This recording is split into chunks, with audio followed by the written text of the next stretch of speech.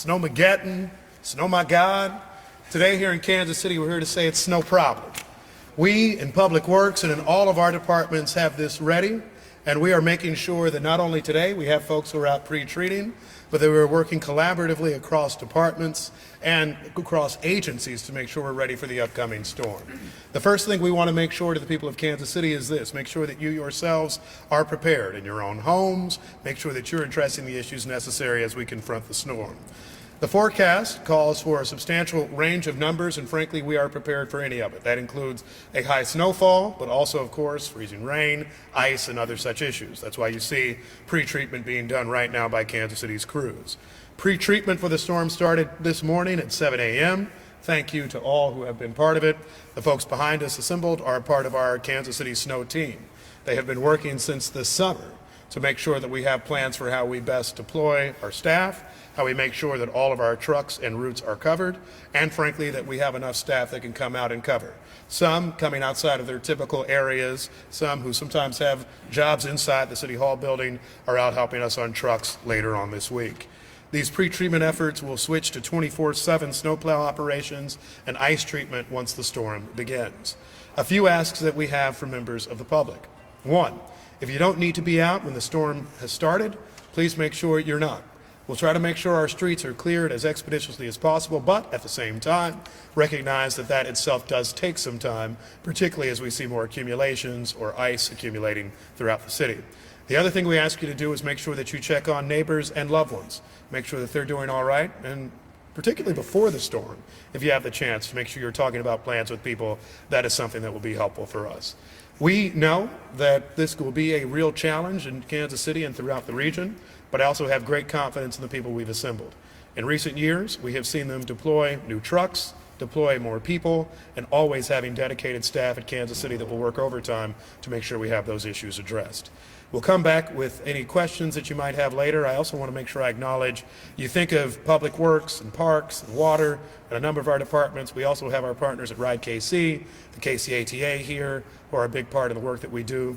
I'll also note our public library systems create opportunities for warming areas, as does Parks and Rec. So we'll have a number of different things that we're thinking about with the storm. It's not just people driving, it's also making sure that people have heat, that they can stay warm during a challenging set of days ahead.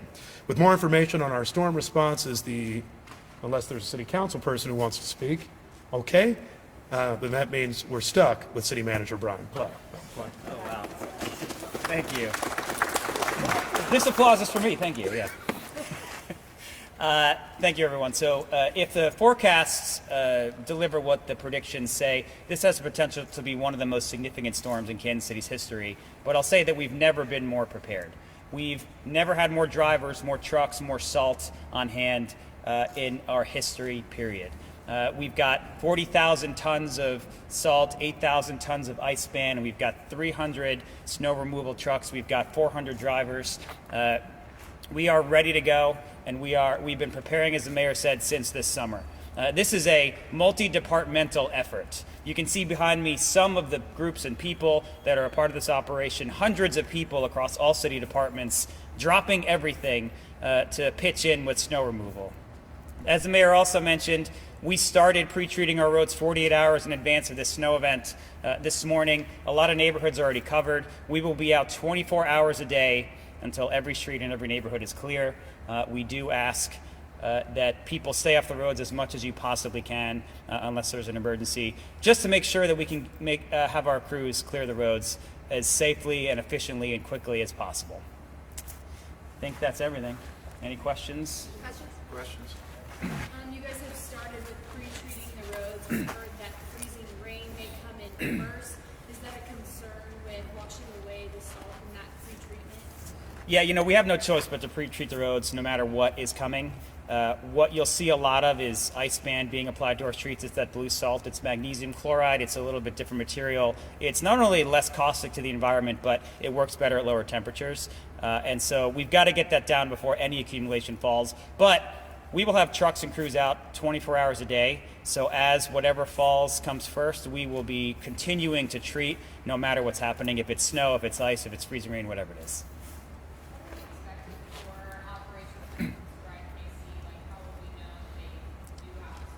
Is anyone from Ride KC here? Yeah, right over here. Oh, yeah. I'll repeat the question if you could, though. What's the plan for Ride KC operation, especially once we do start to get snowfall, just helping people know that we need to travel with the ride? Good question, thank you. So we will be putting out news releases on a regular basis and through Twitter, regular social media channels, ridekc.org. We update continuously to let people know what's going on. As of now, our plan, of course, is to operate as normally as we possibly can.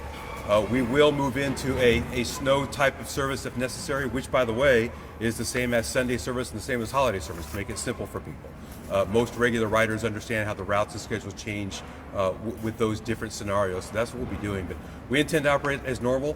One thing that we will be doing is our East Village Transit Center will be open on Sunday, 8 to 5, which is not normally open for a warming for people waiting for the bus there. Is there any word as far as the Snow Angels volunteer for the aftermath, as far as like shoveling the driveways of senior citizens and along that nature? Yeah, we've got a new program that we're implementing this year called Snow Angels, where we're matching volunteers throughout the community with people who might need help and assistance shoveling their walkways and their driveways. There are a lot of people who have limited mobility in Kansas City that still need to get out of their houses and get out into the environment and to have access to services. And we're trying to make sure that we support them too. It's not just our streets, it's all the way from your front door. Forrest Decker is here, I think, if you want to chat more about the program. How many people we got? Yeah, come on. He's cool. Yeah, thanks. I think city manager kind of covered it, but yeah, you can go to the city website. You can sign up to be a volunteer or to have your address plowed, and it just triggers at any point there's 2 inches of snow. The person who needs their service or their lawn plow or their driveway plowed or their sidewalk plowed or whatever is matched up with a volunteer from the community, and they just come over and shovel off the walk. So. Mayor, you can answer this if you're able. I know in the past the snow varies from south to north all over the area. Just what are the plans to make sure that the removal is all over the district and not just in certain areas? You know, I think a few things. The city manager's covered some of it, but certainly this group looks at the forecast. There's a plan for how they deploy based upon the storm. As we see accumulations in different areas, then we'll make sure that it's properly addressed. There is perhaps an old tale that suggests that there are some parts of the city that are plowed or treated with special attention as compared to others. That is not accurate. What it's based on is where is the snow fallen, where does it need to be treated, and our goal is to address the entire city, whether you are at the far north, far south, any part of the city in between. And so we'll make sure we do that. We will note, of course, there always is prioritization as to how you address the city streets, right? Arterials having that highest priority. There are certain areas, if you're somebody who lives on the end of a cul-de-sac, you might be later in the range. But the plan is that every part of the city gets addressed. In many ways, that is the importance of the new snow team strategy, which looks to having, of course, your trucks that can address major thoroughfares, streets, you'll see them out. But we also have vehicles. I saw a Parks truck actually driving through my neighborhood today that was doing some of the pre-treatment work in residential streets. So we're looking to hit every part of the city equitably and fairly, but of course based upon where we're seeing snow, ice, higher accumulations and beyond. In the fall, we saw career fair for snowplow drivers. Are you all fully staffed? Are you basically staffed? What is that looking like? Yep, we are absolutely fully staffed. We've actually got extra drivers on standby at this point as we need, as people may have issues to get in. So we are more than prepared. Can someone talk about the plan for the houseless community? Because we have snow coming and then several days of super cold weather after that.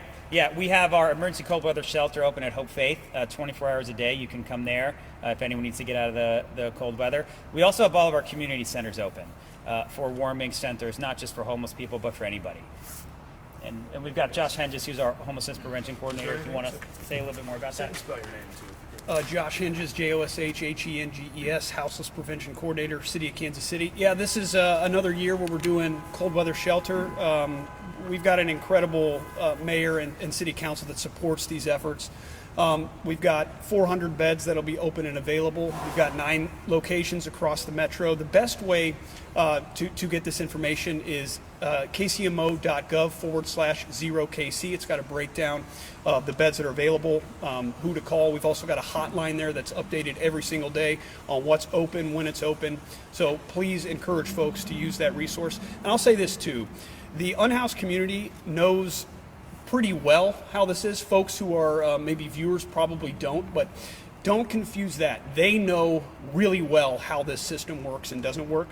So please feel confident. The other thing I want to let everyone know is we're continuing to do street outreach to encourage people to come in. The goal, of course, is to get folks to where they can go to the shelter before all the nastiness comes in. So we're going to continue doing that until we're unable to physically get to folks. Same thing that we did last year. Thanks. Yeah. Y'all mentioned that y'all are fully staffed, but MoDOT says, they're facing some staffing shortages. Just what's that coordination like, making sure that, both entities work together? And saw that question coming from one of your colleagues. I mean, here's what we'll start in saying. Kansas City will make sure that we work collaboratively with everyone to try to address the issue as best we can. That starts at home. So we're making sure that we're working across Kansas City agencies, across Kansas City departments to make sure that we're doing efficient and effective snow removal. The state of Missouri, through MoDOT, has a responsibility to ensure our highways and interstates are passable and are not public safety threats. I understand staffing challenges. We face those in a number of different ways, but Kansas City over the years has done real work to try to address them. One, offering overtime for employees of any different levels to make sure that they can help address it, getting more folks that are trained up with CDL licenses to try to address it. And I just say this, I have a very clear perspective in the way that government's supposed to work. What we can't do is stop delivering basic services because we don't have the staffing to do it. Every one of the directors, deputy directors, and supervisors who stands behind me at some point has not been at 100% staffing. And I would suggest to you probably none of them right now have 100% staffing. What that does not mean is that we stop responding to 911 calls, we start closing parks, we stop addressing snow events. I would encourage any jurisdiction that is having trouble with this to make sure that they're addressing them in advance. That's why we meet during the summer to do it. In the meantime, we would hope that MoDOT is communicating with us rather clearly as to where they predict weaknesses may be in the system, to the extent that there's some level of clarity as to what's getting treated, what's not, where they might want support. We certainly welcome a call from them to do that. What I don't think anyone in this region wants, inside Kansas City or outside of it, is for folks to just say, well, maybe they're going to do 40% of the work because staffing is an issue. So I heard that information that you shared. I frankly find it disappointing as a Missourian, and I hope that we find ways that we can address it long term, because certainly the 510,000 people in Kansas City who pay taxes to the state of Missouri to help support this issue would expect the type of treatment and way to address this storm that we're seeing from our local government jurisdictions throughout western Missouri as well. Yeah? Any others? Just got one more point. We've got an amazing app, the My KCMO app, that you can use if you see any issues out in the community, any issues with snow or anything else. It's a great way to report those things. As the storm ends later into the week, it's a great place to report slick spots, ice, snow, all those things as well. And I also want to give a big shout out to Director Mike Shaw and the entire Public Works team, who is here 24 hours a day, every day. They're already in the Snow Command Center across the way here.